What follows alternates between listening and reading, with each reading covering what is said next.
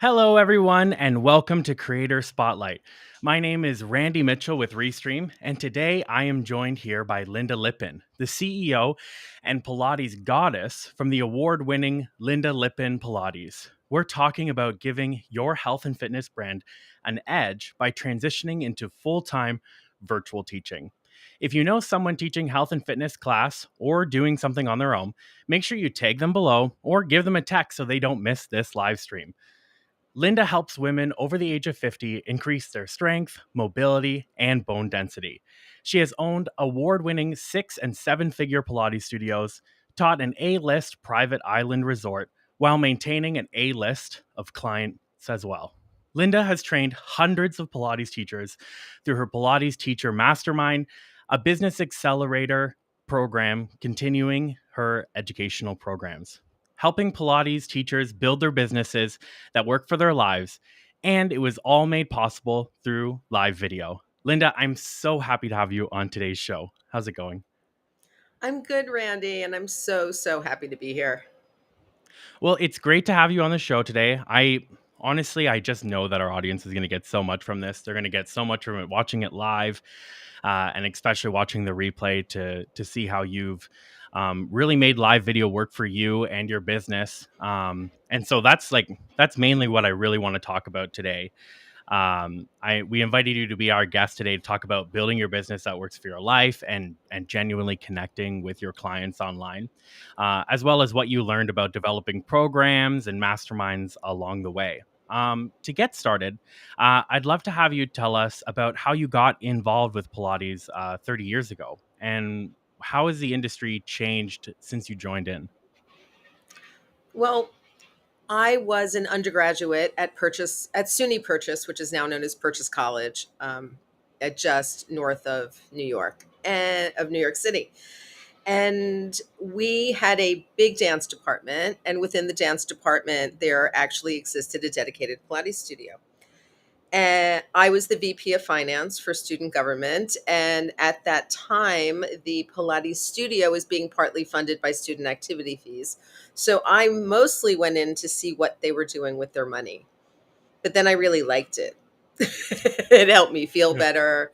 It helped my body feel better. It got rid of some old, injuries, some joint pain, some knee pain, and really got me through, the end of my junior year and my full senior year of undergrad with, a bit of sanity. And I loved it a lot. And when I moved to Philadelphia in 88 to go to graduate school at Temple, my graduate degree is in philosophy, by the way. But Pilates used to be my part-time thing. There was an ad in the city paper, and it said Pilates part-time exercise instructors wanted, Pilates background preferred.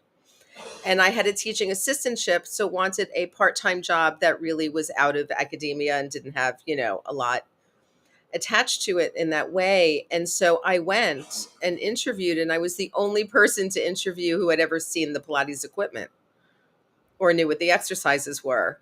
Gave you a bit And of an edge. so I got that job. And at that point, there were really no Pilates teacher training programs like there are now. I mean, you basically found a teacher who knew what they were doing and hung out with them and apprenticed with them. And I did a little bit of that while I was still at Purchase with the folks there. But then when I was working in Philadelphia, I was working with a woman named Karen Carlson, who's now been teaching for about 50 years, still teaching in Philly, and was really able to hone in on really good kind of rehabilitative and really good client communication skills with her because, back then there was no internet. Kind of like So working you your couldn't way go up. online and learn. Yeah. There was none of that. Speaking of which, you mentioned the online aspect of things. When did that transition? When did you go from, being the only person who's ever touched the Pilates equipment in this interview to being, online? What was your first, I guess, foray into going live and teaching your Pilates online, and what was that transition like? Interesting that I first started doing anything digital with my Pilates business when I was living in Turks and Caicos. very small Caribbean island country. And at for 4 of my 6 years there, I was actually working at Como Parrot Key Resort, which is a private A-list island. So it's not like you could come see me in the Pilates studio unless, you wanted to be vetted and pay a hefty price and come over. So I started recording Pilates audios using GarageBand on my MacBook for my clients who were traveling. Then I started getting commissions for them from people who had seen me either at the hotel or, in a studio on the main island of Providenciales and wanted, that their class or their workout put together into an audio. And I found that most folks wanted audios because I don't do a lot of demonstrating when I teach. I teach verbally. And folks were finding that if they were doing, say, a workout video, like one of Mari Windsor's videos or something, that what was happening was they were straining their necks looking at the videos. Oh, okay. So I started originally doing audios. Then I started teaching a little bit online again to those clients who couldn't get to me. But it was really it was hard because we had to kind of cobble it together through Skype and FaceTime. There was no Zoom, there was no GoTo, none of this existed. And I, did that for a while, which worked fine. Ultimately, I think I had some kind of desktop screen recording software that allowed me to at least record what was on my screen so I could record people's videos of their classes for them. But I've really been doing this in the online space for close to 15, 20 years now. That's awesome. And I totally get exactly what you're saying about, your clients craning their neck to be able to see the screen. I've had that recently during the pandemic. I wasn't able to go to the gym as much, so I decided to start doing some fitness classes online, mostly yoga. And I found that it was exactly that, where they would just kind of announce the pose that they're going to do next and go right into it. And as somebody who's never done yoga before, I found myself staring at the screen, trying to understand, okay, that's how I got to get my body to look. And then I would start doing it and they'd be on to the next thing. And I'd be like, oh, just give me a break. Like go a little slower. So that kind of Slow makes me, down. yeah, just wait. I've never done this before. I'm not an expert.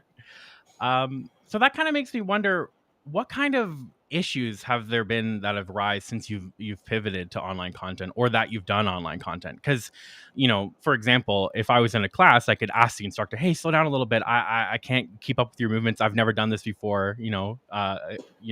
Maybe explain where you're gonna move your arm next."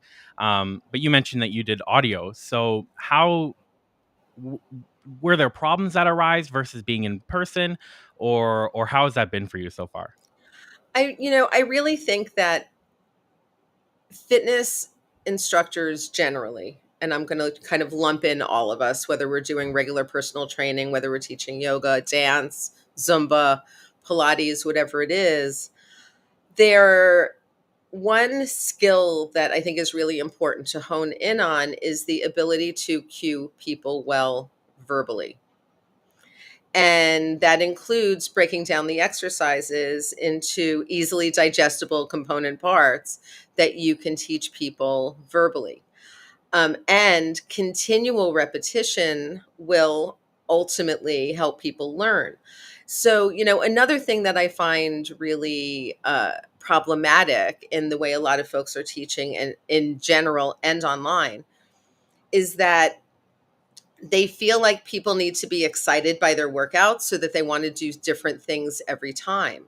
But as you just said, if you come into a class and you don't know the exercises and you don't know the poses and people are just like announcing, "Oh, we're going to do the 100 next, or we're going to do this next," and you have no idea what that is, then you don't even know what position to get into or where you are. So what I end up always doing and have always done even in the studio is I set the whole thing up. You're going to be laying on your back. You're going to bring your knees into your chest. Maybe you're going to curl your head up. We're going to find a place where you can keep your abdominals in and keep your back down and hold your legs straight. And now we're going to do this exercise so that everybody knows what that is. And then after a few repetitions of that, then you hear, oh, we're doing the 100 now. You know what position to get into. And then it's simply my role, if I'm teaching a live class, to watch you do it and say, no, you need to come back down by your shoulder blades, or your legs are too low, your back's coming up, or, little things like that. But it's really up to me. I mean, I consider myself to be a teacher in that. So in the same way that I used to have to stand in front of a group of bored undergraduates and try to explain Kant's categorical imperative, I feel like that's kind of the level of teaching that I need to bring to my Pilates clients. And all of them have been shocked at how well they do online That's so and awesome to how much hear. I see online. So, yeah. Yeah, because my main worry, being a technical person myself, I've done a lot of customer support roles and helping people fix their computers and stuff. And I find sometimes it would be so much easier if I could just grab their keyboard and mouse and do it for them. Do you ever find that frustration when you're trying to help somebody through the camera? Like, you want them to do a very specific pose and they're just not getting it, and you wish you could just maybe ask them, "Can I move your arm for you?" But you can't do that because of the online medium. Yes, but then I'll think to myself, what's interesting is that I'll then think to myself, if I was going to be doing this for them in the studio or live, where would I be touching them? Where Hmm. would my hand be right now? And then I'll say to them, if we were together, my hand would be on the back of your rib cage and you would be pressing your rib cage up into my hand. And then Oh, they're that's like, really oh, interesting. okay, I can do that. So you're almost like verbally walking them through what you would normally be physically walking them through. That's really awesome. I think that's really cool. Yeah, yeah. And I just do it verbally. It makes And me again, wonder. after repetition, people get it. So again, these teachers who are just like every class has to be new, different, interesting, and exciting, their clients aren't getting it. They're not getting it. So, Mhm. I want my clients to get it. I want them to get the work in their bodies. I want them to kind of know what the positions are. And then we can go for variations and like new stuff from there. But, you can't go making complex words if you don't know your alphabet and if you don't know the basic words. Exactly. It makes me wonder, throughout the pandemic, especially with you being in NYC, I'm sure you have lots of other people around you that are doing Pilates, and you mentioned your mastermind groups. Have you had a lot of eagerness from other Pilates teachers in your network to get online? And they run into any issues that you've had to help walk them through, or maybe you have students that have come into your class in the past and worked with you in person, and now you're trying to transition them onto online? How's that all been for you? Has it been like, what can you walk us through that process?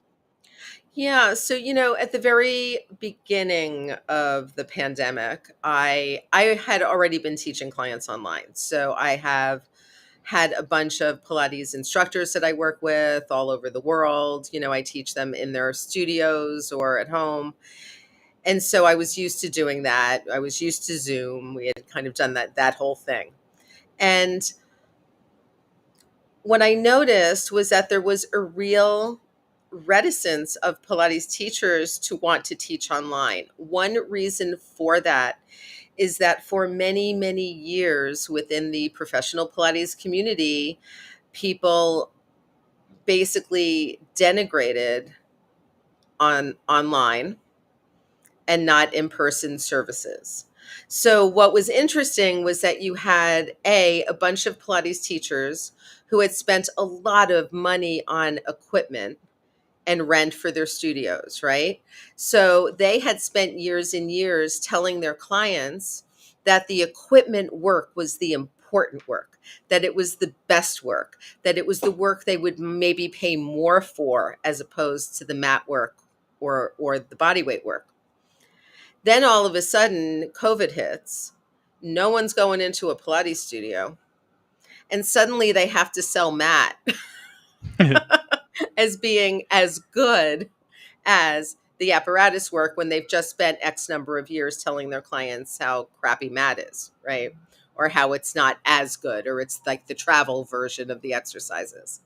Mhm. Then you also had a bunch of, propaganda, a serious amount of propaganda out there in the Pilates community, that basically told teachers that they could not teach online, that people needed hands on work, that you needed to be able to see the body in front of you. Frankly, if you're a good teacher, you can see the body in front of you through a really good camera. And everyone's phone has a really good camera at this point, um, as well as you can if they're standing in front of you. And it turns out that the mat work is extraordinarily good and useful. And in fact, Joseph Pilates developed his work when he was interned as an enemy alien by the British during the First World War. And he wasn't working with apparatus at that point. He was teaching them, mat work that you could do in a small space. Yeah, because that was before the equipment was even there. No one had thought of the equipment yet, so they're Exactly. So my initial trainings right after COVID were basically on just how to set it up, how to set up your Zoom, how to set up some kind of online payment portal through PayPal or other things. A lot of Pilates teachers were still taking money through things like Venmo and Zelle, which were not, as we know, those are consumer payment options. They're not necessarily business payment options. You don't have, the any kind of guarantees or any kind of protections on either the buyer or seller side, like you do if you're using a credit card through a Stripe or a PayPal or a Square or your bank, or whoever's doing that processing. There's some things that we should be paying fees for. And exactly. there's a reason why. And, as I've said to my Pilates teachers in my mastermind, if your business can't absorb 2.9% on a transaction, you need to be looking at your margins Mhm. because you're running, way too close and way too close to your edge. Um, It's and, interesting. there are still teachers who are not teaching online and never have and just don't want to. And that's their prerogative. Mhm. It's interesting that you mentioned the barrier of entry. Well, not so much a barrier as you mentioned. You've broken down that barrier a lot with your live video, but that barrier of, I'm going to get into Pilates. I'm going to need this equipment. I'm going to need this. I'm going to need that. I feel like it's almost like live streaming in a way where it's like, okay, I need a microphone. I need a camera. I need lights. I need this. I need that. I need this. Do you find that you have to? I know you mentioned that just having your clients join you in the class, they'll probably learn right from you that, oh, I don't need all this equipment. She's an amazing Right. teacher. I'm getting through this. But do you find that you have to work a bit longer with clients in the beginning, where it's like, this is going to be online. I know you've heard this preconceived notions about Pilates equipment. Let me put that to rest, or how does that look? Really, not as much. I have clients who have their own Pilates equipment. There's a lot of inexpensive things already in the marketplace that people can use to mimic some of the Pilates apparatus. The Physical Mind Institute here in New York sells something called a Tie 4, which is literally bungees attached to kind of like a backpack strap that you just put on, and so you have, resistance, like springs going into your hands and your feet, but from your body. You don't have to grab them. I've also found that, bands and tubing with wall anchors can mimic the springs extraordinarily well. Um, Light weights work well. Some of my clients have exercise balls. Some of them have Pilates magic circles. You can buy those on Amazon now for $20. And so it's actually really easy to put together. Foam roller, maybe, small amount of stuff that doesn't take up a lot of room, but that still, allows you to get a little more of maybe the equipment feel or a little more variety in the workout. It's just important, on the teacher side, that you have experimented with it and know how it works, so that you can explain again to the client what they're doing.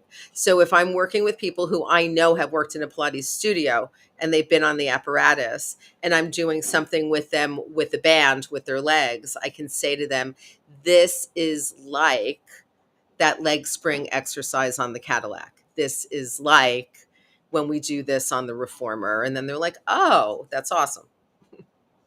That is really awesome. I love the idea of it, like almost like it's not really do it yourself Pilates because you have such a great teacher yourself there with them. But I do almost feel like it's do it yourself to a degree where it's like, hey, you already have these things around your house, most likely. Just go grab it. We'll use it as part of the workout, and then it can go right back on the shelf for for when you need to for whatever its actual purpose is. Yeah. And, Joe Pilates wanted Pilates to spread. He didn't want it to just be for the elite. He wanted, schools to have Pilates equipment. He wanted just people to be able to do the work. And frankly, I mean, to buy, especially with supply chain issues right now, to get new Pilates equipment, it's a minimum of a 4 to 5 month wait Geez, and thousands of dollars plus shipping. So in terms of options, both for teachers and for their clients, if you want to take out that 5-figure loan and buy that equipment and wait those months and get it and be precious about it and have your clients come in, that's great. But what happens if we have a different pandemic again? What happens exactly. if this one comes back and for some reason, we have to shut down again? Like New York City just went into high alert last week, right? Because the numbers are up. Now they're still not forcing people to mask in public, but they've advised everybody to mask all the time. And whenever that happens, I think to myself, oh, I'm so happy that I just work from home.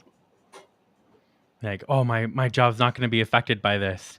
Right. I'm Right. not going to have to worry about not getting people into the studio. Oh, well, we have to stand this far apart, which is probably even at some point the amount of distance you have to stand away from your client. I almost feel like you might as well go online. If you're standing, you have to stand 20 feet away from them Yeah. or however how many it be. But you're like, well, I mean, we would be actually a lot closer together if we were on a camera almost because you could move the camera right up to you, right? Exactly. So there's actually a lot of times where I have a better view of what's going on with my client's body online than I did when I was in the studio. That's awesome. And my clients also like it. Like one of my ladies is in Italy this week and she brought her Thai 4 with her. I sent her a few workout videos. We did it, for a solid week before she left because she has tons of small apparatus, so we do all kinds of stuff. And she was set for her week of being able to go away. That's awesome. It's like going on vacation. You do get to go on vacation, but you don't have to be like, all right, so this is going to be a cheat week. I'm not going to do any exercise, and I'm going to eat whatever I want when I'm on vacation. You can almost break that mindset where it's like you may be on vacation, you can enjoy yourself, but maybe keep up with your exercises, keep up with your daily stuff. Speaking Yeah. of which, working directly one to one with clients or working in big groups. How has that been like switching to online? For example, I know working one to one, I feel has changed a bit, but as you mentioned, the online has been you've conquered the online. You know exactly how to work with your clients that way. But when it comes to a big group setting, have you tried that online, and what kind of issues have come along with trying to coach a big group of people all trying to do Pilates at once? The only issues really that we come up with is if somebody else is having a tech issue, right? Maybe they're dropping in and out because they're somewhere where they don't have really good service or they don't have really good data. A lot of folks also, especially in my generation of people, I'm 55, I'll be 56 in a few months, that we all somehow think that the laptop has a better camera because we can see better on the laptop screen. And people don't necessarily trust their phone cameras. And I always tell people your phone cameras are fabulous. Like the phone cameras are like the latest cameras. So even though you only see a small screen, and for me, I'm not demonstrating a lot anyway, so it's not like they really need to look at me that much. I'm like, you can use your phone. Use your phone with your data service if you can't get to your Wi-Fi, and that's all fine. But I love teaching the larger groups. I mean, I think that, doing regular live videos, which I do routinely, at least weekly on all of my social channels and in my groups, gives people an idea of who I am, how I speak, and how I teach. So the majority of women who say come into my Strong Bones programs or my online studio where I'm teaching the larger classes already have kind of an affinity with me and fit right into the group. So it's like on Sunday, I taught a Pilates with weights class, and I had clients in Duluth, Minnesota, on the island of Jamaica, in New York City, out in the Hamptons. We just had and Seattle, Wow, that's awesome. all being in class together and being able to kind of hang out and do their Pilates. And for some of these women, they've actually become friends through the online classes. They like send each other presents. I was just about to ask that. Have you had any clients who have just become really good friends with other clients in your classes? Yes, and these are people who have never met in real life, That's but they awesome. send each other gifts and they know each other's spouses, and yeah. Connecting through the online medium of Pilates. I love it. Um, Speaking of which, we probably have some other health, fitness, and wellness brands or instructors themselves who are currently in this chat or watching the replay and are curious about using live video to promote their products or services. Do you have any advice for somebody in that boat who's just about to embark on the same voyage you did? I think you said 15 years ago, and getting into that live video and online health and wellness space. One thing is if you're really unclear on what you're doing, is get a coach to do it, to help walk you through it. I was kind of scared of live video for a while there, and I ended up, my first video coach was very much a proponent of, all you have to do to go live is click a button. You have to open your phone, open an app, and hit a button. So you can do it anywhere and you can do it about anything. And he just started giving me these, random, he would give us like random assignments of just personal things to talk about and stories to tell in 2 minutes on your Facebook Live, and just do it. And I started doing that, and that's how I became more comfortable. And at first, I would just, I would either use my phone mic or my computer mic or just my regular headphones or my cordless headphones. It's only, lately that I've got my good mic, that, I've got my better lighting, that I found kind of a better space in my apartment to do this. But, randomly, I would just pop on. And the more people, I mean, again, people buy from services from people they know, like, and trust. And live video is the easiest way to kind of blow through the know, like, and trust factor, I love that. especially if you're, and again, this is where just kind of going on and saying something is helpful, because no one needs to see the highly produced you. Like, if, for example, if you and I got together at Starbucks for a coffee, this is what I would look like and sound like. I'm not highly produced right now. I'm just Lynda on video doing a thing. I love that idea of connecting personally with somebody through live video. That's something that I personally preach all the time when I'm talking with smaller brands who are like, "Oh, well, I want to get into live video, but I'm not chasing the numbers. I'm not looking to be the top streamer." And there's a lot to be said in just how much brand recognition and one-to-one connection that you can get by somebody jumping into your live streams and meeting Lynda as she is. Uh, she's a great teacher. She's going to teach you exactly what you need. This is who you're going to be working with, and just that instant connection, I feel, is something special. You mentioned that you worked with coaches in the past. to help you with your live video. It makes me wonder now, so late into the game, are you still working with a coach or a production crew, or is it more of a solo one woman type show when you go At live to this your audience? point, it's a little bit more of a solo one woman live show, because I've gotten pretty good at the live video situation.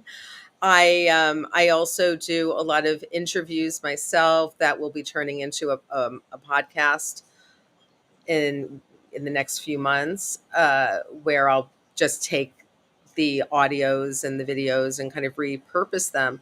And that's the other thing, is videos can all be repurposed. So, one of the things, I'll plug Restream a little bit right now. One of the things that I love about Restream is that I can download the videos and the audios in full or in part, right?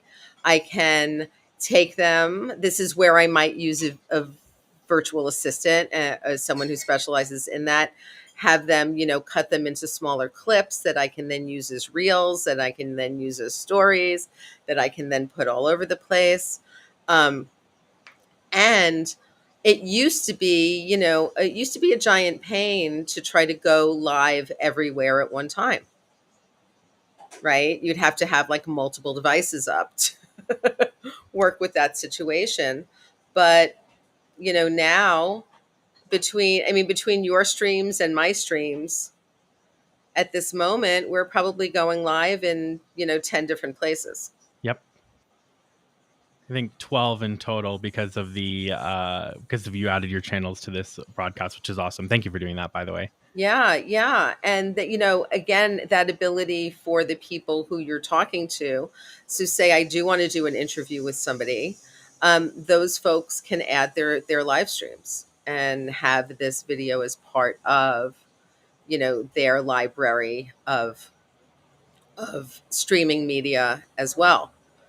Uh, I think that it's so important because social media services still prefer live stream video, period, end of discussion. And a lot of folks also don't realize that with a service like Restream, that there's also the option of doing, I think, what you guys call the fake live.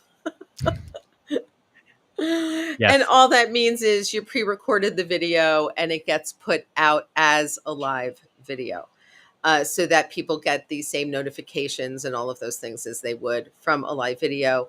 Restream creates the event, kind of does the whole thing kind of for you in the back end. And if you're, super scared of going live by yourself and just doing it, this way you can record it and Mhm. just put it out as live later on. And I think that's so important. Repurposing your live video in general, getting it on those social media platforms, uploading them as native videos, or going live are all fantastic ways to grow your organic reach. And I definitely don't want to take away from that point because I just think it's so important. But I just wanted to hit back on that other point you made earlier about streaming with coaches and coaches helping you get into your live stream. I feel like that's if I was watching this stream and I thought, okay, I'm going to get into live streaming, I'm going to get a coach, they're going to help me with this live video stuff, I'm going to get online. What can that person expect from that experience of working with a live stream coach? What did you take away personally from your time working with live stream coaches uh, Well, in the beginning? first of all, what I took away was that you don't have to be super produced. Okay. We somehow all have gotten used to watching a lot of professionally produced video. And we've also gotten used to watching a lot of folks who are not putting their actual true selves out online. So sometimes, it's happened to me. I've met a lot of, A-list celebrities, and there are some who I thought were going to be awesome who were not as nice, and some who I thought were not going to be, who were just lovely. So, people are people, but we tend to only see that kind of highly produced side of them. And what I learned working with a video coach is that especially if you're doing personal services work, which is what fitness pros do, that is actually not what our clients want out of our live videos, right? What they want is to actually learn something from us, to see us how we really are. Who is the person I'm going to be working with when I'm online? Or who is the person I'm going to be working with when I'm in the studio? Who am I going to be meeting? And if you're not sure, that's where the coach comes in, right? They can also help you hone in on different things, what your core values are, who your niche is in your market, who it is that you're talking to, and then kind of figuring out what you want to say to those people. And where did you find your online video coaches? Is there like a certain space that you looked for, or did you just reach out to existing people that you knew who were already live streaming and ask them for tips and tricks? I've actually been extraordinarily lucky in my life, especially during the time that I was in the Caribbean, because what I did is I was kind of so isolated in my little, bubble island, that I spent a lot of time online kind of reaching out to other coaches and other instructors. And in doing that, I ended up in a few groups of really awesome trainers and awesome consultants. And the first video coach that I worked with was a man named Mark Whitehand, who is still doing video coaching. He has a free Facebook group, he has a paid coaching group. And Mark, many, many moons ago, was a personal trainer in the UK. And I had kind of met him and we had connected in that way. But then it was, you know how people kind of show up when I needed the help in doing the live videos and really getting comfortable doing it. Suddenly there he was. And I kept a watch on his space, and he basically opened up a challenge that was, I think, really inexpensive. It was like $50 or something. And the idea was that if you got through the end of the challenge and did all of the assignments, he would either give you your money back, or you could apply it, to your first payment for his paid coaching program. And I had such a great experience during the 7 days or 10 days or whatever the first challenge was, that I just stayed. And so I stayed with him for a good year and really kind of built my skills in doing the videos. And then I moved on to some more. I was in Kelly Roach's Unstoppable Entrepreneur program for a year. I kind of moved up into kind of higher level coaching, really honing in on the video live launching. Then getting a little more into, getting some better equipment, better microphones, all of that. But it really all started with, this guy basically saying to me, Lynda, just open up the app and hit the button and say things. Hit the red button and talk and smile and nod. I love it. I Exactly. also love the idea, the way that he kind of brought you into the program of, hey, what I'm gonna say is really worth your time. But if you don't agree, here's your $50 back if you get it to the end of the trial. And obviously, he did have something very interesting to teach you, because you stayed for so long and you've become such a titan in the live streaming Pilates world that it's probably the best praise that he could have gotten from you. It kind of brings me to my final point, and it has to do with your clients or the people that have attended your Pilates class or other instructors that you've worked with in the past. I know personally, my favorite thing about live streaming is when you're able to, touch somebody right where they are, teach them something that they did need to know, that they didn't even know they needed to know, or change their life for the better.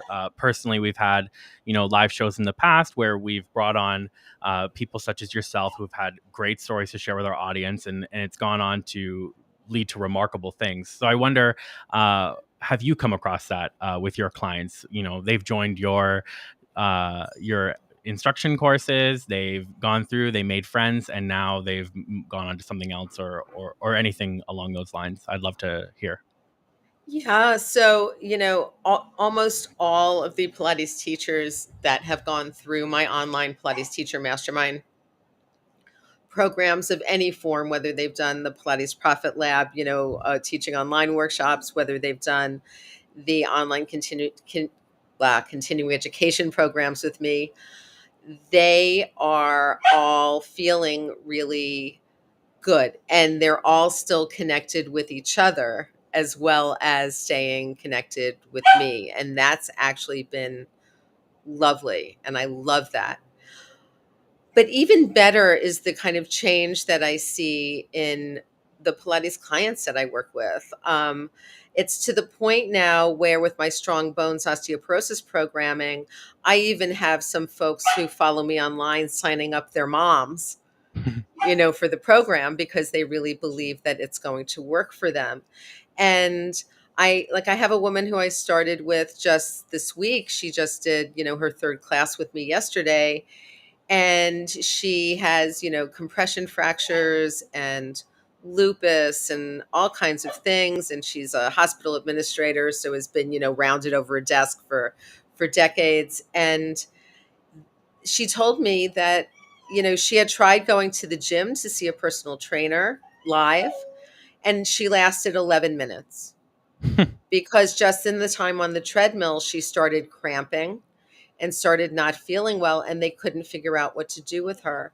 In 1 week, she has managed to do 3 45-minute exercise sessions Wow. and didn't even realize that they were that long when she got done with them, and felt fine with a little bit of soreness. So, this work can have such profound effects on clients and on how they're feeling and what they're doing. And they don't have to worry about driving someplace and going someplace, and are they going to get parking, and are they going to get stuck in traffic. I mean, for a lot of my clients, the beauty of doing the online stuff is just that they're saved that 30 to 60 minutes of travel to and from the studio. They get everything that they need done, and they walk away feeling better for it. So now what I've started to do is, in my continuing education programs within Pilates Teacher Mastermind, is really talk more to the teachers about how do we talk to, and how do we start programming for these people who are not getting served in the in-person space. They're I not. love I love that idea of people being able to do all this from home, and making such great progress, going from 11 minutes being tough to 3 45 minutes is incredible. I also feel, to add on to your point, that if you're uh, or at least personally, I feel like you can almost push yourself harder when you're in your own space, because when you're comfortable, there's nobody else watching you, you're in your own home. But then also afterwards, the camera shuts off, you're on your couch, like you're home. You don't have to be like, I'm so drained, I worked so hard, now I have to get in the car and drive 35 minutes through traffic, and everything else you mentioned. I feel like just Exactly. You the can make yourself a exhaustion. cup of coffee and sit down. Like there's nothing else that you have to kind of deal with, with that. And it's also, I feel like, and Kelly Roach kind of taught me this very early on in my work with her, which is that if we as providers really have a service that works, and that works really well, and that helps people live better lives because they're more functional, they're stronger, they're more mobile, they're feeling better, then we are actually doing a disservice to the world by not putting ourselves out there online and not giving people the opportunity to work with us. And when she framed it in that way for me, I was like, actually, that makes perfect sense. And so now all of these women who I work with, who, have left me 5-star Google reviews and Yelp reviews and all the things, are not women who would be seeing me live and in person. Because again, they're on the West Coast, or they're, up in Minnesota, or they're somewhere in the Caribbean, or they're somewhere in Europe. And now they're able to. That is awesome. You mentioned a couple times. I know we're kind of getting to the end of today's show, but I just wanted to throw one more question your way because you've mentioned it a couple times throughout the show, and I mentioned at the beginning. But what is it really like to join your mastermind classes? If we have any people in the audience watching today who are interested in doing Pilates instruction and they want to do it live, what would they gain out of doing your mastermind course and take away from it? Well, for folks who are actual Pilates teachers and Pilates professionals who want to learn more about teaching clients generally and in the online space in particular, really what I offer in my mastermind is all of that. So I go through, if I'm teaching right now, I'm finishing an osteoporosis workshop today with a group of clients, and then I start next week working with teaching for chronic back pain. But I'm able to go through all of the apparatus work, all of the mat work, all of the same stuff that you would be learning if you were sitting listening to me in a Pilates studio, or listening to me in a, rented room someplace in a dance, rehearsal space, which is where a lot of these, workshops take place. But again, you can be in your studio, so I can say, hey, if you want to feel what that feels like, let's jump on your reformer right now, and I'll show you what the difference is in doing that. In doing private sessions, I think is really the best way to get work online, whether it's a Pilates teacher or a Pilates consumer, because you're really just getting all of the attention, and you're getting a bespoke kind of exercise plan and program that's really created for you and around you. And people are amazed, really, from the teacher side and from the client side, at how easy ultimately it is to be able to do that. With this client I was just talking about, I she missed one of the classes, but I knew her well enough after 2 sessions to be able to cue her. Like, I gave her specific cues so that when she watched the replay, Hmm, she would hear the specific things that I knew she was going to have an issue with. that's awesome. That level Just of from watching her personalization is amazing. twice, yeah, I was able to see, oh, when she lifts her left leg, her hip hikes or something, whatever. And then I would just go, hey, when you're watching this replay, you're going to make sure that that hip stays down, right? Or, That's or awesome. whatever that looks like. And so I think that, if people join my online mastermind as Pilates teachers or fitness pros, or they just want to come in and try a class, or look at the on-demand studio, or do privates online, that the experience that you're going to have is very similar in terms of community feel and teacher feel to what you would get in a studio, except That's that you don't actually have to go out and put a mask on. you get to do it all from the comfort of your own home. Hmm. So that's phenomenal. I think that's amazing.